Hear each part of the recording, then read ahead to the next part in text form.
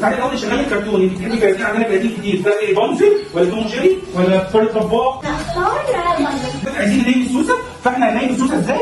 هنحط لها جل بسيط كده. عندنا جل بطعم الفراوله وجل بطعم الموز وجل بطعم التفاح. تحبي جل بطعم ايه؟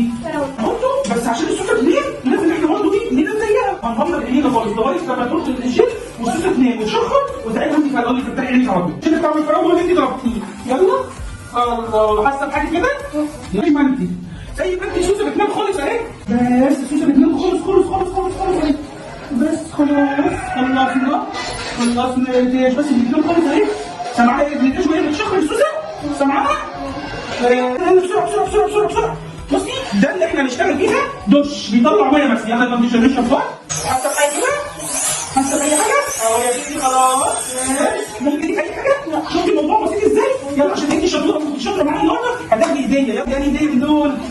دي كده كده شطوره شطوره يا ريتاج. يلا ازيك يا ريتاج؟ عامله ايه الاخبار؟